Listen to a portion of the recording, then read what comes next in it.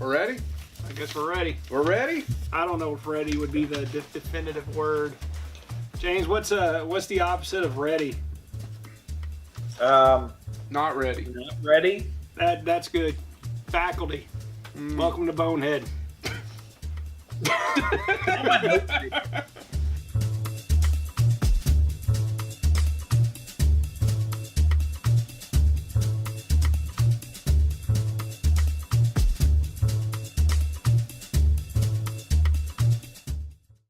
Why is my nose starting to itch? Am I allergic to you people? I don't know, but that's a lot of itching. Thank Thank God you got two hands to scratch. One's going to be on the back 40 for about half a day. I'm saying you got a big nose. Do you realize you look like Agent Smith ate a lot of frosting? Wasn't just frosting, some of it was pizza. I thought he was going another way with that for a split second. No. All right, so today's topic is... What is today's topic? One of the finest actors of the 20th century being forgotten too soon. Dom DeLuise. Oh, yeah, Dom. We're talking about one of the finest actors of the 20th century. Dom being forgotten too DeLuise. soon. And one of the best beards. Dom DeLuise. People do you married think him all the time to pretend they were straight. Do you think that maybe Look he up the had the definition greatest of beard. Huh? Do you think maybe he had the greatest beard? No. No. Kurt Russell. No. Who's better than Kurt Russell? Have you seen his new Santa Claus beard? I have. No, That's I'm actually talking real. I'm talking about in the time period he was active. Kurt Russell. Kurt Russell's always been active. The guy with the weird eyeball. Oh. Jack Elam. Jack Elam. Jack He had the Elam. best beard. Jack Elam does have a mighty beard, but I don't know if Kurt Russell, brother. Kurt. Joe, your fascination with Kurt Russell's beard is neither here nor there. And I where swear it is, to you, God, we could do a whole episode on Kurt Russell's facial hair throughout cinema history. Captain Ron, baby. Oh my God! You know that's John Carpenter's favorite role of his, right? Yeah, I know. I just like pointing it out. Boggles the mind. I like Captain Ron. I know you do. And I you've wanted never the seen prequel Falling about Down either. Lieutenant Ron. Why are you so hate-filled? Thanks, Lieutenant Ron. I don't know what he's talking about. So should we talk about Dom? Dom DeLuise was born August the 1st, 1933 in Brooklyn, New York, like a good Italian boy should be. He died May the 4th in 2009 at 75, like a good Italian boy should. He was married to the same woman, Carol Arthur, for 44 years, and to quote John Cleese, when you're married to the same woman that long, that shows to me you have a lack of imagination. But you still have most of your money. Yeah, that's true. That's true. That's Take true. that, John, You don't please. start. Please, You please don't come start. on our show and do a rebuttal, Mr. Cleese. Absolutely. You don't start I'll see playing you later. arenas in North Carolina to pay off alimony. Ooh. If John Cleese is watching, God bless you for doing that show. We had a blast. And come on to Bonehead. Come on to Bonehead. We'll pay you nothing. It's also fun to see you in Louisville, Kentucky. Yeah, we saw him in Louisville, Kentucky, and that was a lot of fun. And this is Dom DeLuise. Yeah, this is not the Python show. No. Who worked with John Cleese in... Good job, James. Good I job. didn't do any research, but I'm sure they had to run into each other at some point, right? Yeah. So, But one of the Dom DeLuise's best quotes, and this is probably, Dom DeLuise is one of our favorite actors in terms of comedy roles. yeah.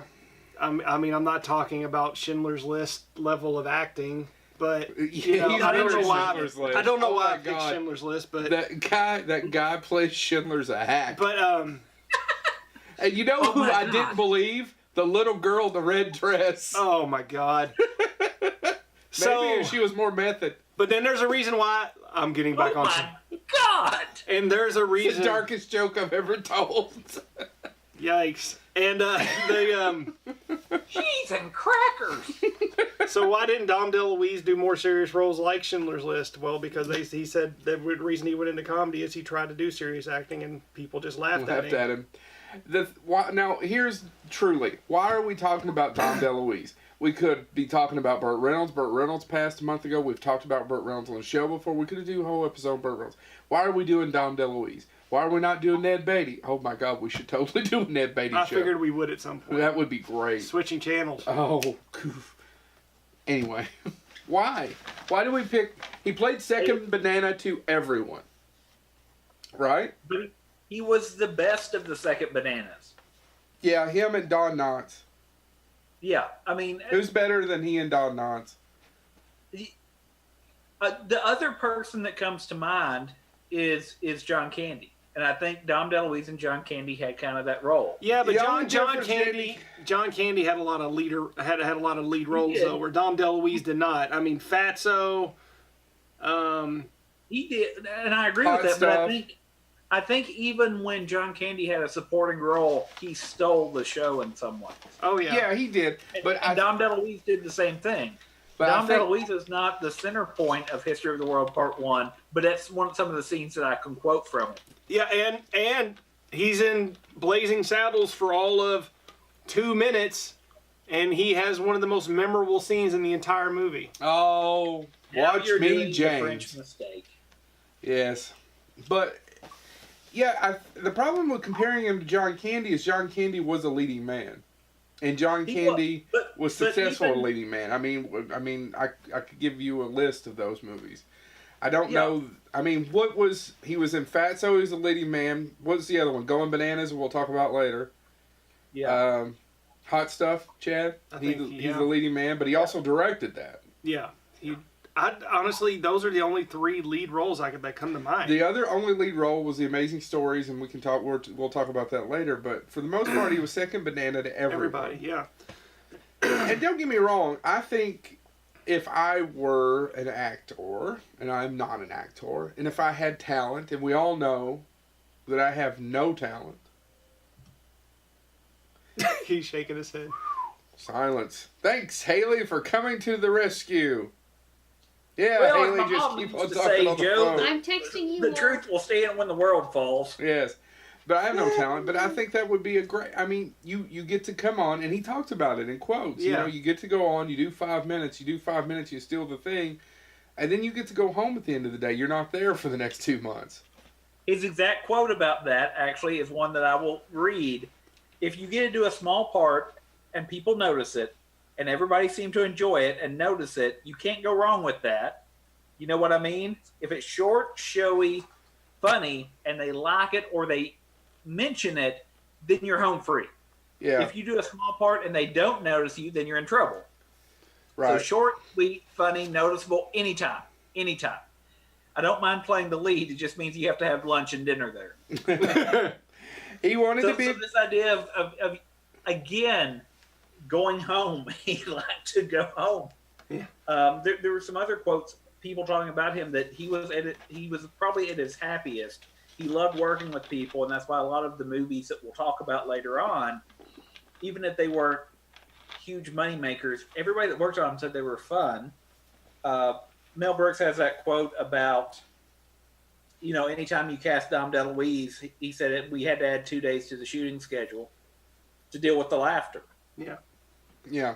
And, he started out in doing children's television, too. Well, before we get there, he wanted to be a comedian. He was born to Italian immigrants. And then, you're right, he worked in the theater in Cleveland. He worked in the theater in Cleveland, and then he went on to do children's television in Cleveland. His very first role was in a children's show called Tinker's Workshop, where he played Tinker the Toy Maker with, and one of his co-stars was Mr. Kangaroo, actually. The man who played Mr. Kangaroo. Was that his real name? No, his real name was... Mrs. Marsupial. No. I'm sorry. It's Miss. It was actually Admiral, but he didn't like to put on airs. No, his Mr. Kangaroo... Admiral Jumpy. Captain Kangaroo's real name was Robert Keeshan. Or Kishan. Yeah, he should go with Kangaroo. Yeah, and then he did Sherry Lewis in Lamb Chops. Well, who didn't do Sherry Lewis? He played Kenny Ketchum, right? Yes, he was Kenny Ketchum, and Kenny Ketchum was a detective. See, get it? He's a detective, and his name is Kenny Ketchum. Let's get back to Sherry Lewis and those Lamb Chops. Let's not say we did. All right. So he thrived in TV, variety. Atmosphere. He was on the Smothers Brothers. He was on the Jackie Gleason Show. James, what else? Well, he did direct. He was an author. He was a director. He did cookbooks. We'll talk about the cookbooks and the books later, but he did direct. He directed Hot Stuff. He really was kind of a Renaissance man. Yeah, Boys Will Be Boys, which was a TV movie. Yeah, and he and so the Hot Stuff thing has a unique connection to authors and things that we've talked about before. Joe's already shaking his head, so you know this is going to be good. Yeah, I'm going to lay down. You go ahead. Yeah, go ahead, Chad. Nobody. Matter of fact, don't get back up. We'll see if anybody notices. The trouble I see. You just keep drinking out of that abnormally large straw. He's compensating. Nobody knows. So Dom DeLuise directed Hot Stuff, which isn't a great movie. He stars in it. His co-star is another. Literally makes Orson Welles seems like he should just stay at the house. I refer, of course, to the author, songwriter, and true American, Jerry Reed. You know what they say about Jerry Reed? He and Nakatomi. Never forget. Oscar-winning performance in The Waterboy. Absolutely. Yes. Haley's behind the camera also. Jerry Reed, never forget. Nakatomi, never forget. She doesn't know. Matter of fact, try not to forget a lot of stuff. That's how your brain should work. But hot dog buns, never forget. Hot Stuff also had never forget Ozzie Davis in it. And if you don't know who Ozzie Davis is, he was in a movie called Bubba Hotep and did nothing else. Yeah, he's not at all an important figure. He did nothing with the civil rights, as I hear. He and Ruby Dee. Hey. Anyway, keep now going. That we have lost any credibility, I almost said Hot Fuzz. Hot Stuff also starred Dom DeLuise's kids, his wife, and once again was one of those movies that probably was more fun on set than it was in theaters. Oh my God, what's the connection? Hold on. The basic plot of the film is they play cops who are illegally smuggling things, and the tagline was, "You can't arrest them, they're the cops." Worked all day on that one, did you? What? I love you. I'll take this abuse. I've got tons of people standing in line. The line is, I don't have to take this abuse from you. I've got thousands of people dying to abuse me. Well, I don't have thousands of people. I used it at work Friday. Anyway. Could we get to this connection? Nope. The authors of this film were Michael Caine, who would go on to write Smokey and the Bandit 2. Electric Boogaloo. And the other author was Donald E. Westlake. Now, Donald E. Westlake was the real name of somebody that had a ton of fake names. Donald E. Westlake was wrote nonstop. He wrote films, but he was most known for writing novels. Have you ever seen these phones? They got apps on them. Payback. Oh, yeah, Payback. Yeah. Anyway, so he wrote normally under the name Richard Stark. That wasn't his only name, though, because he wrote so many novels. At some points, he was averaging almost 5 novels a year. So he started making up fake names to use early in his career. And he was Richard Stark, Samuel Holt, Tucker Coe, Kirk Clark, J. Morgan Cunningham, Timothy J. Culver. And he wrote under all of these names. He's best known, though, as Richard Stark. And the somewhat obscured now to most people connection is Richard Stark, being his pen name, led to this other young upstart writer to develop a pen name of, Joe? Larry Hamilton. Yep, that was it. Thanks, Joe.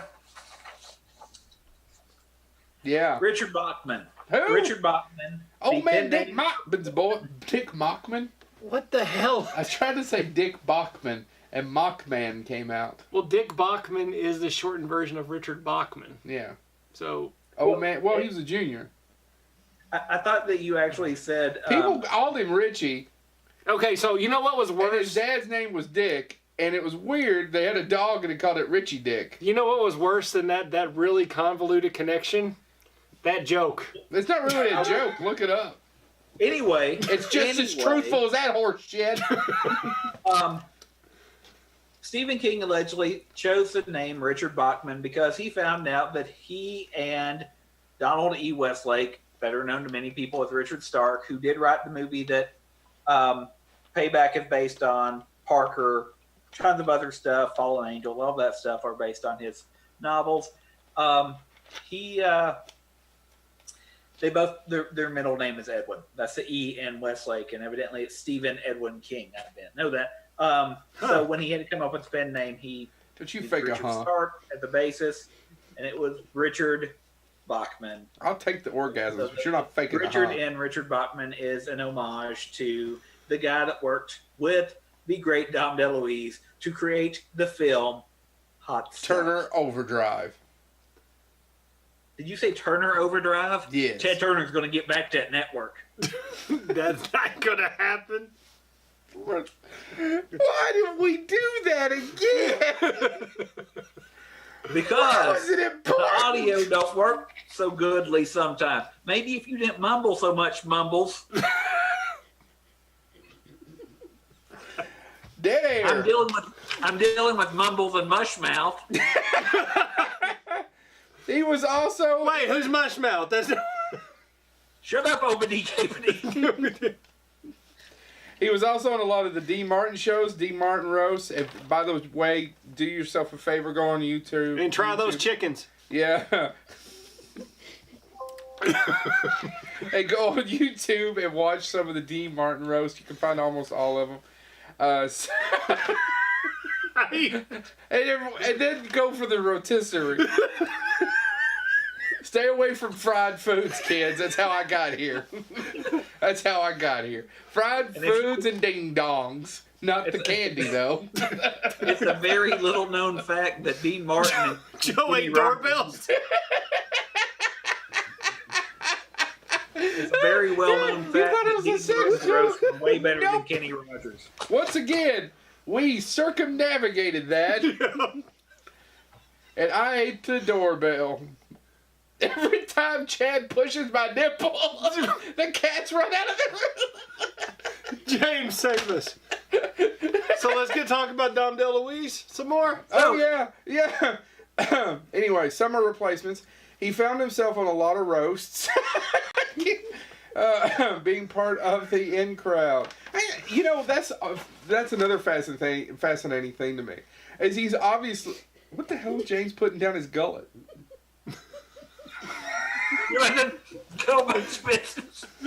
Was that cyanide?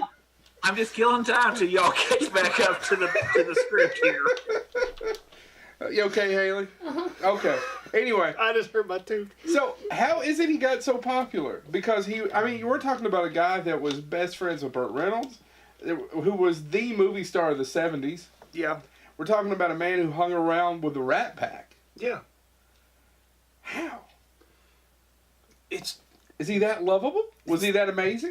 both. I think he was, yeah. What? I mean, and that's kind of the thing too. Like I said, he was kind of a Renaissance man. He did a lot of different stuff, but I think how many people under probably the age of 30 even know of him now? That's the issue. They know of certain roles, but they probably, that's that guy. Yeah, I mean, they're not going to have his cookbooks. They're not going to have. I mean, just. And it's kind of tragic to me that he became that guy, that he's known as that guy. And I'm not saying that just because he's the only celebrity that has been compared to me and my raven-haired locks. Yeah, I just don't see it, James. I don't see it. It's just not there, man. I don't see it either. I get why I get it, because I'm I fat didn't with a beard. say it. I'm just saying, out of all the people on the planet, the only person who has ever compared me to a celebrity went, you kind of look like a young Dom DeLuise. I don't get I it still either. don't know why, but literally, it is the only actor I have ever been compared to. Not Cary Grant, which is pretty obvious. Not He not said that Rock out loud. Hudson. Again, hold on. Let me see. Look at the profile. Obviously, should be Rock Hudson. Hey, hold on. Will you turn it sideways one more time and not say anything? Do do do do do do. Do do do do do. 3 people out there are laughing right now. And they're in this room. They're Good in this evening. Good evening. Another. Anyway. Another. Yes. So I mean, that's. I just think it's really weird that he, in so many ways, is a cultural touchstone, and was at least the background. I mean, was at least second banana in some of the biggest films of especially the 70s and early 80s. Absolutely. You want to talk about his television work? He had his own show. He had the Dom DeLuise show in '68. What else? Ding dong. Well, so I guess I've talked about the hot stuff reference that we all know and love. But one of my favorite things that he did is from one of the films he did with Burt Reynolds. Maybe, Joe, was it the first film he did with Burt Reynolds? What? Is The End? Well, no. Yeah, it would have been The End. It would have been The End. The End was the beginning. It was the beginning of The End where he met Burt Reynolds. Yeah, it was the end of the beginning. But it has one of my all-time favorite quotes, and I'm looking for it, because it's literally one of the best uses of. Here it is. It's one.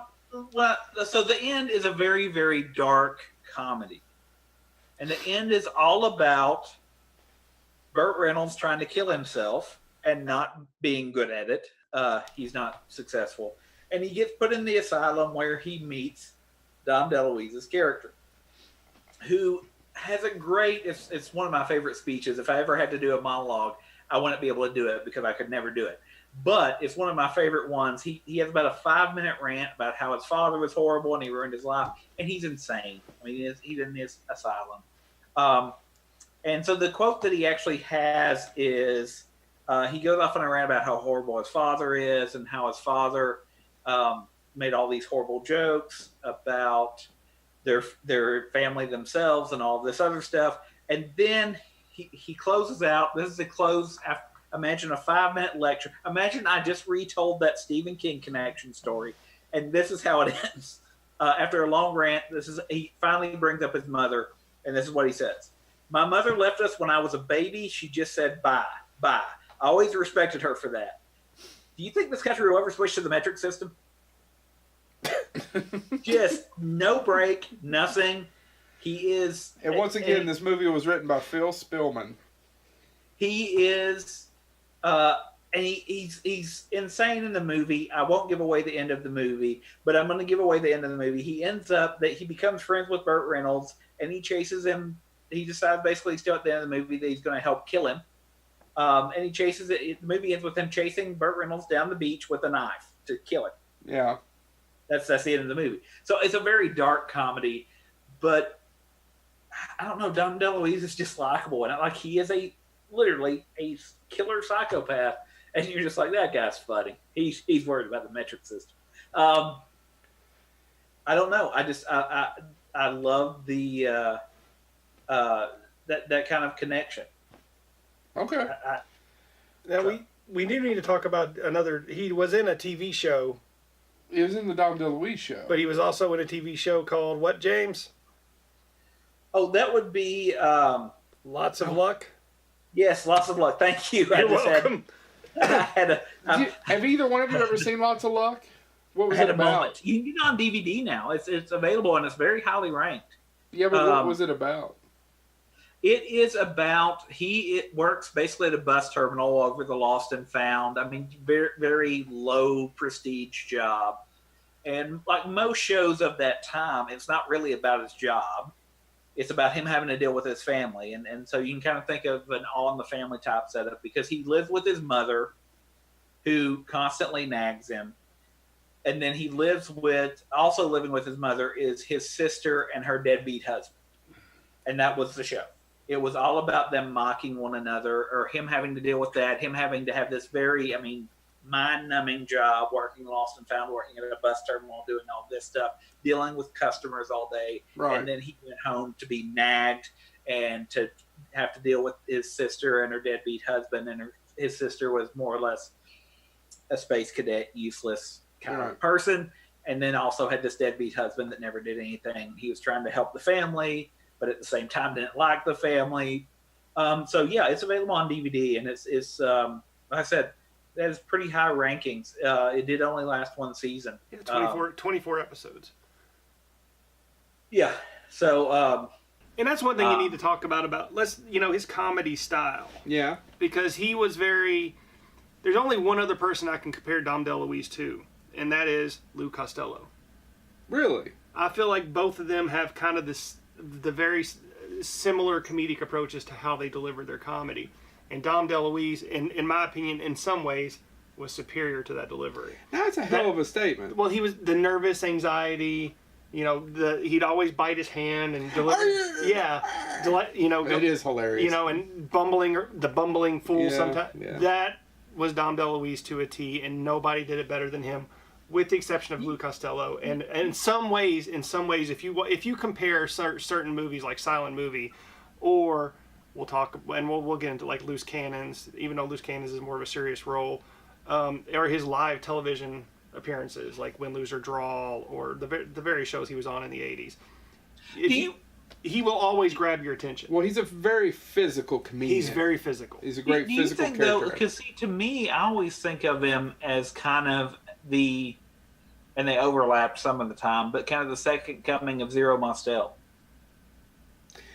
I get where you're coming from on that, but I don't see Zero Mostel as physical as Dom. Right.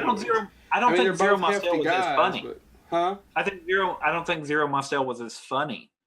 He was probably more talented in other ways. Yeah. He was. I mean, he was very much. I mean, he could be funny. I love the producers. I love, a funny thing happened on the way to the forum, all of that stuff. But there's just something about. I think Dom DeLuise could bounce around in characters a lot. I mean, even if we look at some of the very slapstick. Cannonball Run, Captain Chaos, and all that stuff. I mean, it's bizarre and stupid and fun. And anywhere else it shouldn't work. Yeah, I didn't know when we'd get into Cannonball Run. I figured we'd get into it in a few minutes after we got through with some of his 70s films, because I have a few comments. And in the same way and we're doing a retrospective, and we love Dom DeLuise, but he and John Candy do have that in common. They were both in about as many turkeys as stuffing. Oh, yeah. I think at the end of his run, his grand total was like 150. And I would have done the same. He's a working actor. And having a blast. And we'll get into it, but a lot of his work was voiceover work, too. Yeah, a lot of voiceover work. I think that's one of the things that also becomes relevant is everything that I researched, everything I read, beyond Wikipedia, beyond IMDb, actually pulling up different stuff of people talking about working with them. Mel Brooks' comment that you kind of began with, that you had to add time to filming the thing. Yeah. The movies that he directed, the movies that he, got launched off the ground, even some of his later stuff that's epically forgettable, sadly. Stuff like, The Godson. It's so... I mean, every comment about when he's on set is that how many times do we have to do a retake because he cracks people up or he does this and just his motions. So it seems like a lot of the stuff he did just because, well, that'll be fun. Near the end of his life, he did an episode of Robot Chicken where they had Burt Reynolds come back. He and Burt Reynolds did that. Yeah. They're just at the end of the episode basically mocking the premise, and they narrate throughout the entire credit, and it's hilarious. So it seemed to me that if he showed up, it was a good time. I agree. I want to talk about, because we talk about Burt Reynolds and we talk about Mel Brooks, but I forgot till I was researching him, and I knew it, but he worked with Gene Wilder 4 times. Yep. Blazing Saddles was one, but Gene Wilder directed him in 3 different movies. What were those movies? I forgot that he's in Adventures of Sherlock Holmes' Smarter Brother. Oh, yeah. Which, by the way, is not a good movie, in my opinion. Haunted Honeymoon. Well, hold on. World's Greatest Lover before we get to Haunted Honeymoon, which I don't think I've only ever seen scenes of. I don't think I've seen the whole movie. $5 at Walmart. Worth your time. Really? World's Greatest Lover? I've seen what you do with your time. It's worth your time. I don't talk about your baiting. Anyway, moving right along. I am just saying And Haunted Honeymoon. I remember watching Haunted Honeymoon on VHS in the 80s when it came out. I actually wore out my VHS tape of Haunted Honeymoon. That's how much I watched. And the thing about Haunted Honeymoon is you did not watch it for anybody else other than who? Well, okay. I mean, I love Gene Wilder. But Dom DeLuise in drag. Yeah, I mean... As a kid. Later on, I bet if I watched Haunted Honeymoon now, I wouldn't enjoy it as much. But I bet I'd still enjoy Dom DeLuise. I've watched it recently. It's still enjoyable. Really? It is, yes. Okay. But now, in all fairness, he loves that Sherman Hemsley Ghost movie, too, so... That's true. I did buy him a what's that shitty Nintendo movie? Super Mario Brothers. And it's hanging up in my office. Yes. He did want the one-sheet theatrical of that, and it did make him happy. I'm just saying, though, that movie missed a chance by not going ahead and casting Captain Lou Albano to continue that role. I agree. But, 3 times he's directed by Gene Wilder. Yeah. I mean... Yeah. What? No. Do you think it's also because Dom DeLuise shows up and works? Yeah. Like, he's funny? It's enjoyable. And this is going to be way off topic, but I heard Eli Roth in an interview once, who's the director of Hostel, for you all who don't know, which is, we went from Dom DeLuise to Eli Roth. The director of The House with the Clocks in the Wall, and he's got an AMC documentary going on right now that's I'm enjoying about the history of horror, but it's a little overdone, but that's beside the point. It's a little too artsy for me. Over's underdone. Yeah, well, it's pretty good. Eli Roth talked about that. He said, if you ever watched a movie and you thought, oh, that guy's pretty good, he's in a lot, but he's just pretty good. I guarantee that guy shows up on time and is easy to get along with. Yeah. And if they're talented, shows up on time and easy to get along with, they're going to work 150 some movies. Yeah. Don't you think? Mm-hmm. Because Dom DeLuise was nothing if not talented. Well, and I think, jumping back a little bit, you mentioned Failsafe, which has Henry Fonda in it. Yes. That's the name to conjure with. But, he did, he was with Sid Caesar in The Busybody. I never saw it. Yeah. Mary Tyler Moore in What's So Bad About Feeling Good. They're not great movies. But then he's, in A Doris Day, The Glass Bottom Boat. The Glass Bottom Boat. I've seen scenes from it. My mom was obsessed. I bet I've seen Pillow Talk dozens of times when I was growing up. I think if you are of a certain age, you have a parent that makes you at least watch a couple Doris Day films. Yeah. Pillow and Lover Come Back to Me, which I always Tales from the Crypt has a play on that of an episode called Lover Come Back to Me. That only I remember watching it with somebody and only I was laughing. But I think, going back to that, if you go back and look at the reviews for Glass Bottom Boat, Dom DeLuise wasn't a huge name at that time. That was 1966. But one of the reviews highlighted him, saying that actor, which of course was Dom DeLuise, that played the dim-witted spy, just captured the movie. Yeah. And when you're in a Doris Day movie and you distract from Doris Day, even in 66, he was doing something right. Yeah. He's in another crappy movie called Holy Moses. Have you ever seen Holy Moses with Dudley Moore? I have not seen it in a while, but I Richard Pryor plays Pharaoh. You've never seen it, Chad? No. Do yourself a favor. Go out and look for Holy Moses. Dudley Moore, James, correct me. He's following Moses. It's kind of like a Life of Brian ripoff in the sense of Brian thinks he's a Messiah or wants to be a Messiah, and this guy thinks he could. He's like the brother of Moses. Messiah. He's a very naughty boy. Right. Am I right, James? Is that the plot of Holy Moses? Yes, I think so. I mean, to be honest, I haven't. That's one that I need to add to my DeLuise. You've never seen it? So I'm the only one that's seen it and I haven't seen it in 20 years or 30. I've seen it, but to be honest, I was hoping it was one that was going to come on like that In God We Trust with Marty Feldman at 4 a.m. on HBO, and it hasn't yet. It hasn't. So I vaguely remember maybe seeing it on TBS. I may have a copy. I will let you guys know. I will check that out. I would love to borrow that because I need to So love Dom before we get DeLuise. into the Burt Reynolds ones that everybody remembers, there was a couple I thought we should talk about. The Holy Moses was one, so you guys haven't seen it. I know you've seen Loose Cannons. Of course. Loose Cannons stars who? Gene Hackman, Dan Aykroyd, and Dom DeLuise. Or we And wouldn't it's be one of- talking about Loose Cannons on our Dom DeLuise episode. Well, I'm just asking, smartass. It's one of our friend's favorite movies. Who's that? Craig. Oh. Are you shocked by this? No. But you I know- love it as well. I'll be honest, It's it's not a great movie, but every time it's on, I stop. I like it too. That scene It's where not a the- good movie, the but beep beep boom. Yeah. No, I'm good. I love yeah, that. and I like it too for Dan Aykroyd and Gene it's- Hackman. I'd like to know who was sitting in the meeting. He goes, you know who we need to put together? Do you guys know who that's directed by? No. Bob Clark. Really?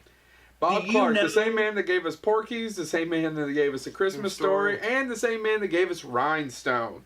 Do you know the connection it has to launching a major murder investigation? Okay, hold on. Is this a legitimate tie, or is this like... And Yes, then we Chad. found out Stephen King's name was spelled with a G. Well, at the end, yeah. King. Okay. Gosh. All right, tell us how it's tied to a legitimate... This is a true story. So that they were So he lied Loose about Richard Cannons Stark. ended up accidentally launching a major murder investigation because somebody was basically dumping trash, and they looked down and they saw what looked like film negatives that had been cut up. Well, they ended up they glanced down at them and they held them up, and it looked like a murder scene. It looked very grisly. And so they went, oh crap. They contacted the police. The police came out and collected these and started to put them together. And finally, they kind of reconstructed them. And they eventually realized that in one of them, you can see Dan Aykroyd in the background. But they had already said that they had found documentation of this grisly murder scene. Dan Aykroyd's comment on it was, they should have left the entire movie in the junkyard where it belonged. Well, I don't think it's that bad. No, I really... and people really hate it. Yeah, and I really, really enjoy it. So what is Loose Cannons? Loose Cannons is a buddy cop movie. Gene Hackman's the... I wouldn't even say he's the straight man, He's but the straight man, kind of. But he's kind of like he's the hair trigger cop who's like always on edge, who's always defying the rules, and then Dan Aykroyd comes in and partners him, and he has dissociative identity disorder, Which may very well be Dan Aykroyd not acting. right? And in moments of stress, Dan Aykroyd will jump into a different character. Yeah. But anyway, Tons of pop culture illusions thrown everywhere. Yeah. right. So and it's all about them trying to solve a murder of a bunch of people dressed up in Alice in Wonderland characters.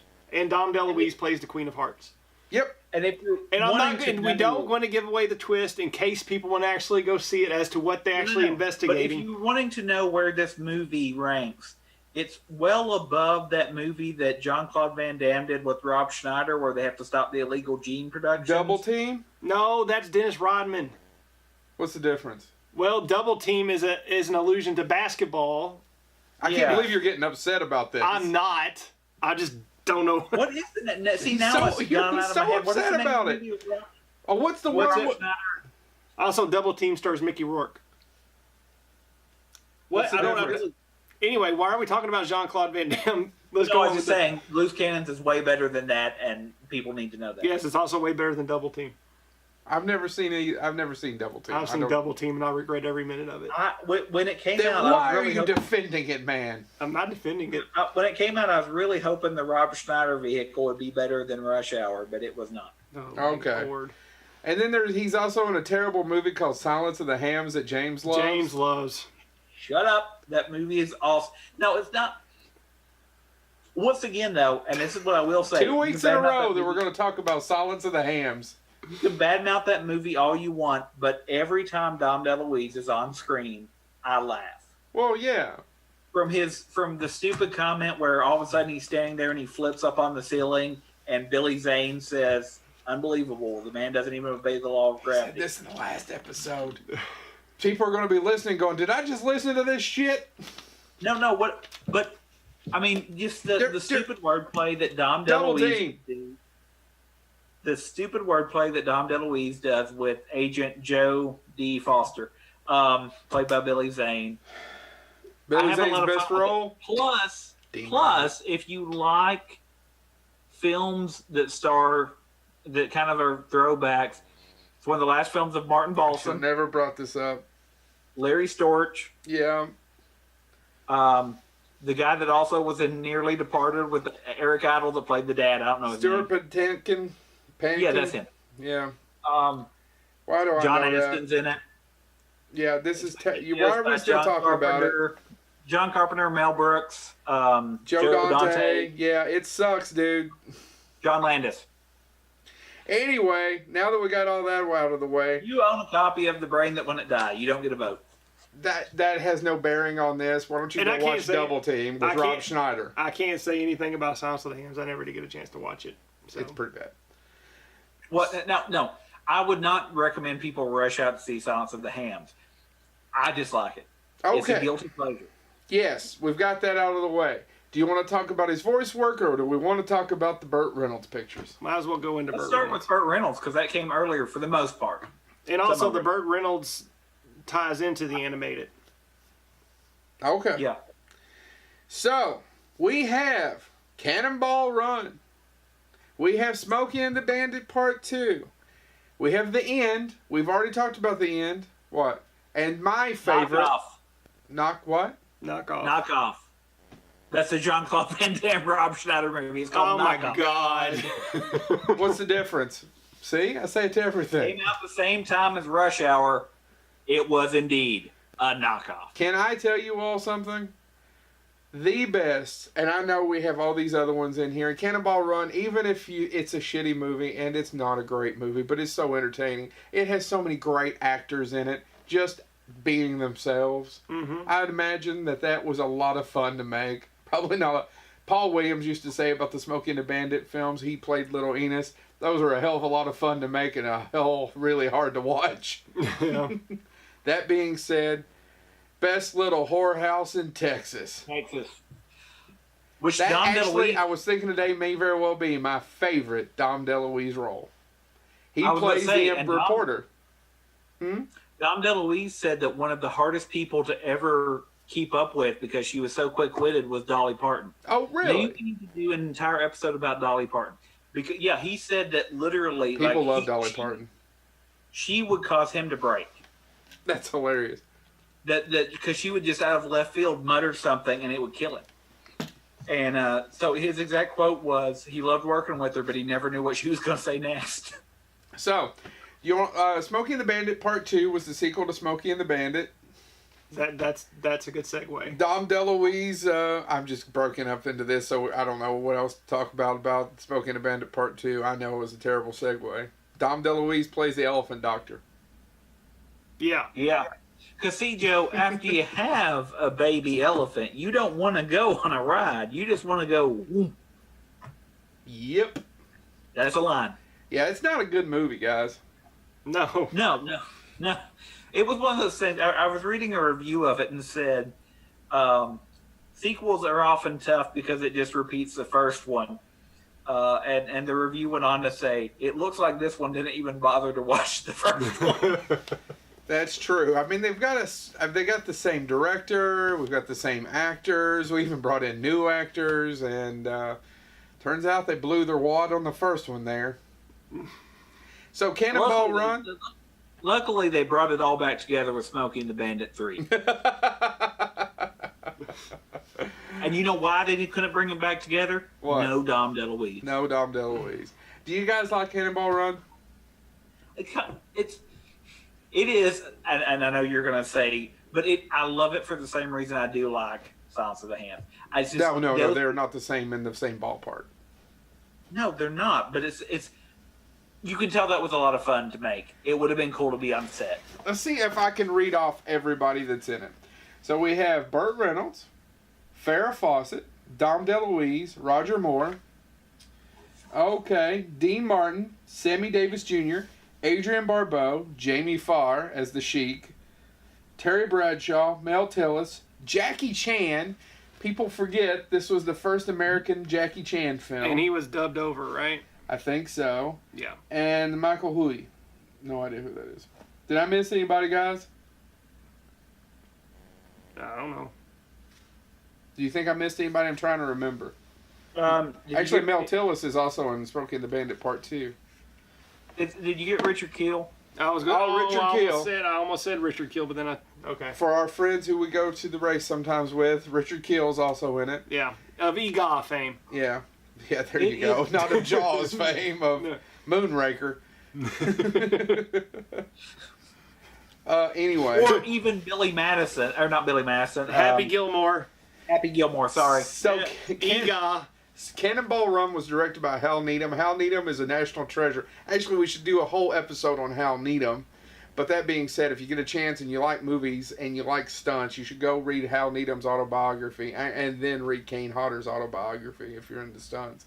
And he started out as he was a stuntman who worked his way through the industry, lived with Burt Reynolds in Burt Reynolds' guest house for 10 years, and he directed Smokey and the Bandit and pretty much put him on the map as a director for the next probably 10 years. That sound about right? Yep.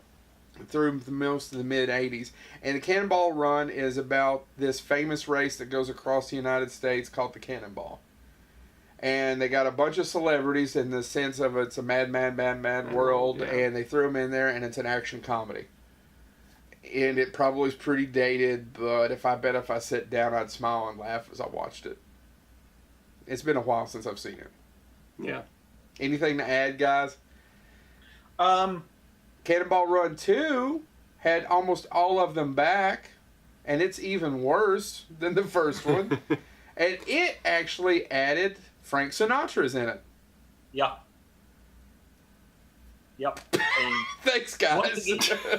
Once again, I would have loved to be on set. I am sure. Oh my God! Can you? No, I bet Cannonball Run was hilarious. And Dom DeLuise probably had everybody rolling. Dom DeLuise played two characters. He played a man who had a split personality, who was the mechanic for JJ, who was played by Burt Reynolds. Oh my God! I pulled that out of my ass. Look it up. His name's JJ. Yep. I'm almost positive. JJ. And he was the mechanic, and his other personality was Captain Chaos. Captain Chaos. He just show up in a cape. Think about this horse shit. Again, made no sense. Red Hood. I'm saying it out loud, laughing. I'm Captain. He would run off camera, come back as Captain Chaos. Red Hood, basically poorly cut out eyes. It never fit right. Nope. And it only made it that much funnier. And another great thing with Hal Needham, specifically Cannonball Run, is something that they made fun of later in Will Ferrell films. They do it in Talladega Nights as the end credit scene where they do the outtakes. Mm-hmm. And if you watch it, they actually have the cut from Cannonball Run of Burt Reynolds screwing up lines. Oh, Yes. Oh, wow. I don't remember that. That's awesome. Yes, it's in there. And it cuts to where Burt Reynolds goes, no, keep on rolling. They're great. They're fun. Nobody took them seriously. They're action comedies. Yeah, and that's what I mean. I don't go into any of these films expecting this will be a film that redefines the genre. No! Oh, and by the way, I'm sitting here wishing I could just put on Cannonball Run. This always happens to me when we're doing this. But talk about Burt Reynolds and all that stuff. Burt Reynolds also... and maybe a lot of people don't know this, and I don't mean to step on if we do a Burt Reynolds episode, but Burt Reynolds had a theater. Mm-hmm. Burt Reynolds Dinner Theater. Yeah, and so in the Florida. Burt Reynolds Theater in Jupiter, Florida. Where he lived. Well, it's where he died, actually. He actually asked Dom DeLuise to direct a lot of the plays there. Mm-hmm. There's a lot of famous actors and people who were in the plays and also directed plays for the Burt Reynolds Theater. Stage productions, he directed. Burt Reynolds and Carol Burnett in Same Time Next Year. Wouldn't you love to have saw that show? Butterflies are... What now? I would have loved to have seen that show with Burt Reynolds and Carol Burnett. That'd be great. Butterflies Are Free, which Burt Reynolds was in. Brighton Beach Memoirs, which actually was Peter DeLuise it was his, I guess, stage premiere. Mm-hmm. And he actually directed the musical Jump, which starred his wife. So Burt Reynolds actually had him directing plays in Florida as well. So that friendship, again, I mentioned earlier on, and we'll continue on this thread, obviously, but Dom DeLuise was doing a lot of stuff. He was all over the place. I think I'd give my right nut and James's kidney to have one night in Jupiter, Florida at dinner with Burt Reynolds, Dom DeLuise, and Charles Nelson Riley. Because Charles Nelson Riley ran the theater for a while. Yeah. Wouldn't you? Would you not give James his left kidney for that? Oh, yeah. And his right one. And his right one. James, your dialysis bound, sir. No, it's true, because that's Can you imagine that dinner conversation, though? That'd have been hilarious.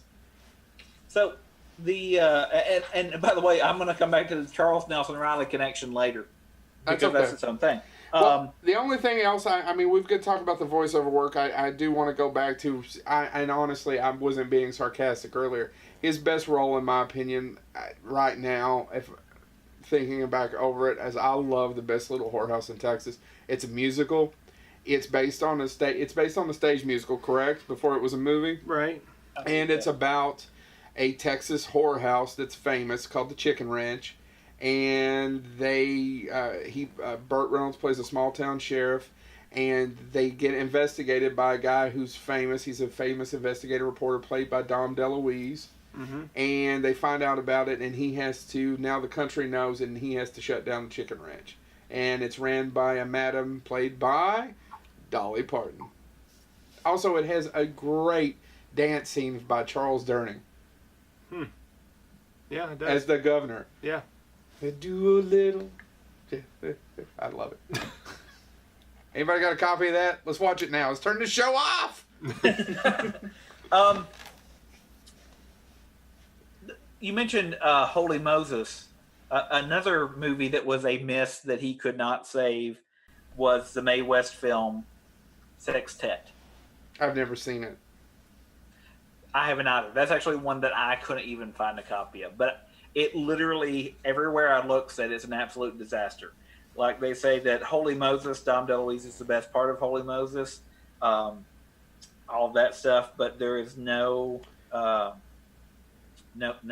defining safety thing in there. So anyway. Well, I'm being reminded that we're running low on time, so I do want to talk about his voice. I do want to talk about some of his voiceover work and his writing, because he was also a writer. He wrote 3 cookbooks, James, right? Yes. Hold them up. Well, the first cookbook James doesn't have. It was called Eat This. And so the second one is Eat This Too. This is my personal copy of Eat This Too. And these came about because in 1999, he actually came out and said he was over 330 pounds. And he wasn't an overly tall man to begin with. He's 5'9", I think. So he said something has to be done. And by the way, the reviews on the back of the book, John Lithgow, Dennis Franz, Angie Dickinson, and Mel Brooks. But the books, I mean, literally, like, there's jokes in the books. Like, they're really... So he did these books, and one of the quotes, and before he started doing the books, he did appear on a lot of cooking shows because he actually really liked to cook. And one of his famous quotes about why he got into cooking was, he said, well, when I turned 14, I realized I could cook, so I just started doing that. It was either that or I had to go through puberty. Mm-hmm. So, and then the third one, which is a little bit less known, but I think it was the last one he did, was Dom DeLuise, Eat This Again. And all of them have the line somewhere on the cover, it'll make you feel better. Mm-hmm. And that's a reference to his mother. His mother, right? Would always tell him if something happened and all that stuff, much the same way my mother did. And my mom didn't say it, but I feel that way about life. You have a good day, let's celebrate by eating something. You have a bad day, I know what'll cheer you up. Well, food. I think where I grew up, how I grew up, we always had food, so that's how you celebrated. We didn't have a ton of money.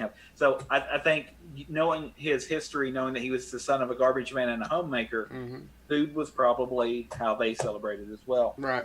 He also wrote 2 children's books, Charlie the Caterpillar and Goldilocks and the 3 Bears, The Real Story. Yep. James. Thanks, buddy. No, if you've never read Goldilocks and the 3 Bears, The Real Story, it is actually really funny. Oh, I've never read it. I may buy it. For an adult, it is actually really funny. Yeah.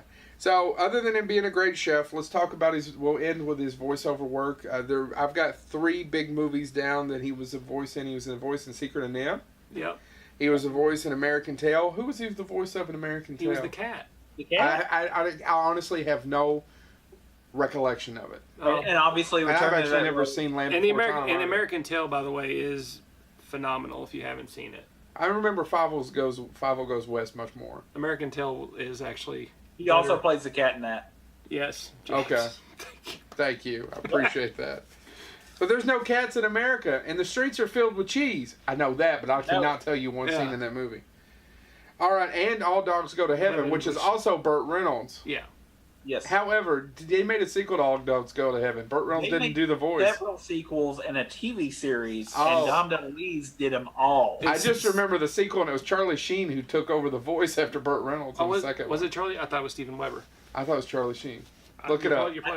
I think you're both right, because they did All Dogs Go to Heaven, All Dogs Go to Heaven 2, and All Dogs Go to Heaven Christmas Carol, and then they did the TV series. What? No one asked me to do it. He also worked on C-Lab, as I was looking that up. C-Lab 2032, yes, he played it because his son was one of the stars of the show. Yeah. And he played, he did a guest appearance. But my favorite appearance from him in a semi-serious show is Stargate. Oh, his son was in Stargate, though, right?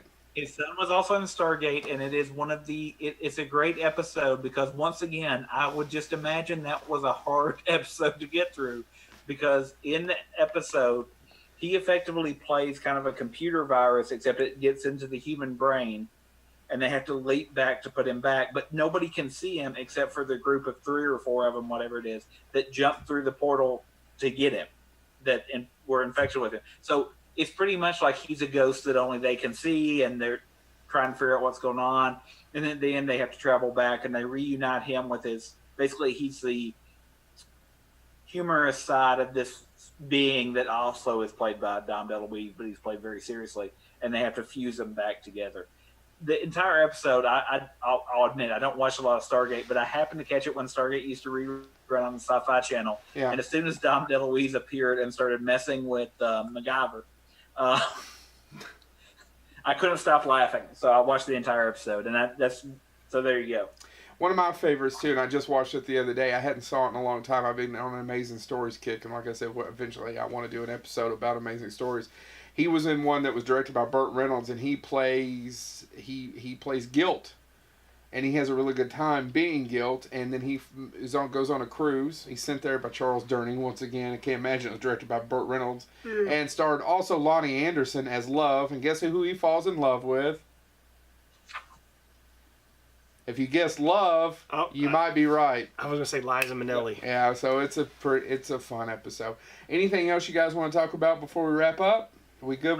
There's a couple things that I do want to throw out because he did do so much. One of my other favorite lines by him, that he was giving an interview, and he got very serious during the interview. And if you can find this interview, the look on his face as he delivered this line proves that he could have been a serious actor.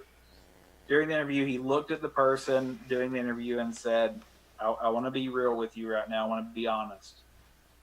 I'm actually a thin, serious person, but I play fat and funny, but only for movies. Yep. And didn't smile, didn't do anything. And it was just one of the great things. The other thing that I want to talk about is, say what you will about Silence of the Hams, but there's one movie he did that when I was doing research, I was like, I haven't heard of this one at all. And so I went and I had to find out about this movie. And I don't know how this movie was made, but it stars your favorite film production company that worked with Chuck Norris a lot, Joe. Oh yeah, Cannon. No. Yeah, I know what you're talking about. Going Bananas. Yes, and do you know the story behind how that movie got made? Dom DeLuise was added after the fact to play Big Bad Bob or whatever his role was. The biggest star of the movie was going to be Clyde. Yeah. From Every Which Way But Loose. Yeah. I kid you not, if you go and look up the history of that movie, they met with Clyde's agents and Clyde. The chimp was in the room. And they said, listen, I believe it's an orangutan, sir. But anyway. I'm sorry. The orangutan. This will be great for your client. this can launch a franchise. So you'll have the Every Which Way You Can franchise. You'll have this. And the orangutan people turned it down. So, Joe, do you know who they cast? Who? The chimp is played by none other than Deep Roy, who most of the kids today will know as the Oompa Loompas in the Johnny Depp in the Chocolate Factory, Willy Wonka in the Chocolate Factory, or will know as Kinzer from the Star Trek films. Yeah, and the Snail Rider from Neverending Story, which is his best role. Yeah, even though it's not his voice. Right next to the Rock Muncher, or is it the Carpet? No, you got it, Rocket Muncher. Rocket Carpet. Jesus. Carpet Rocket Muncher. To the rescue! Nom, nom, nom, nom, nom, I prefer the quiet dignity of Kinzer, but that's just me. Anyway, did he say he produced the quiet dignity of cancer? Kinzer, that's the name of the character from Star Trek. He don't say nothing. He don't say nothing. That's why it's quiet dignity, Joe. Anyway, moving right along. They talk about Holy Bananas or whatever the hell that was. Going Bananas for the documentary about Cannon. Yeah. Electric Boogaloo. Anyway, all right, guys. So literally, that's my closing comment is he really was a Renaissance man. He directed stage plays. He was in stage plays. He was a theater actor, TV actor. He did all of those different things. He's actually in the Muppet Show. He holds the credit for being the only person to be able to get Miss Piggy to shut up. You know what? And we could have talked about the Muppet Show. He's also in the Muppet movie. Yeah. Yeah. He's in episodes of the Dean Martin Show. We talked about. He's also in episodes of the Munsters. Yep, I saw that. Please Don't Eat the Daisies. The Girl from Uncle. The Ghost of. So I mean, he was all over the place. The Girl from Uncle. Yes, there actually was a spinoff called The Girl from Uncle. Is there really? Yeah. I didn't know that. Yeah. Oh, what's it about? And if the silence is me and James hitting our heads. But the other thing that I will say real quick is he did act with his kids a lot. So if you're ever playing 6 Degrees of Separation, Third Rock from the Sun will get you Dom DeLuise, John Lithgow every time. Yep. All so right. I mean, just phenomenal talent. I love Dom DeLuise. He's one of my favorite people. That if I see him on TV, I stop. I don't care what the role is. Yeah, and if you're watching this episode or listening to this episode, congratulations for getting this far. We didn't. Yeah, we didn't. Even if you haven't heard of Dom DeLuise or you're not sure if you know who Dom DeLuise is, check out some of his movies. And actually, the cookbooks are if you like to cook, you should check out the cookbook. I'm actually going to pick up a copy of the cookbook because I don't own them, and I think Christy and I would enjoy that. And YouTube some of his TV appearances because you will leave feeling a little bit brighter of your day. Yes, and if you don't have a soul. And on that, please go to SoundCloud, iTunes, and YouTube. Yes, James. Buy the cookbooks of Dom DeLuise, Vincent Price, and previous guest Nick Brown. Yeah, and Nick Brown. That's right. Go out and buy Nick Brown's cookbook as well. Absolutely. All 3 of those cookbooks are phenomenal. You should check them out. And I've realized this is pretty obvious now. I'm fascinated by people that act or write and also have cookbooks. God, I'm fat. You could eat more. I'm going to as soon as we quit filming. Thank you all so much.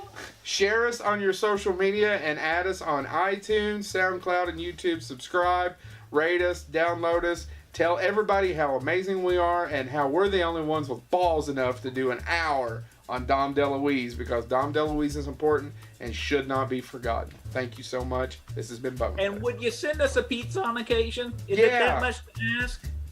Jeez. Unless it's Donato's. Unless Donato's wants to sponsor us, and then in which case, Donato's is the best pizza I've ever had. I love their pepperonis. Yeah, I do. Pepperoni. Yeah. Yeah. Bye. Bye. See you.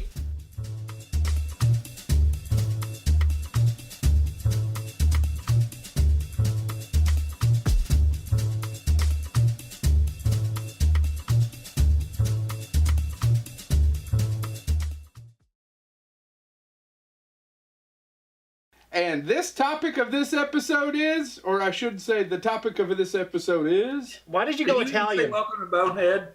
Are people welcomed yet? No, yes, we done did all that. We done did all that. We done did all Did that. we? Duh. Duh. Start from the top. So, Yeah. James, we're pretending you've just said something about. Most people pretend I just said something. You've mastered every one of my students.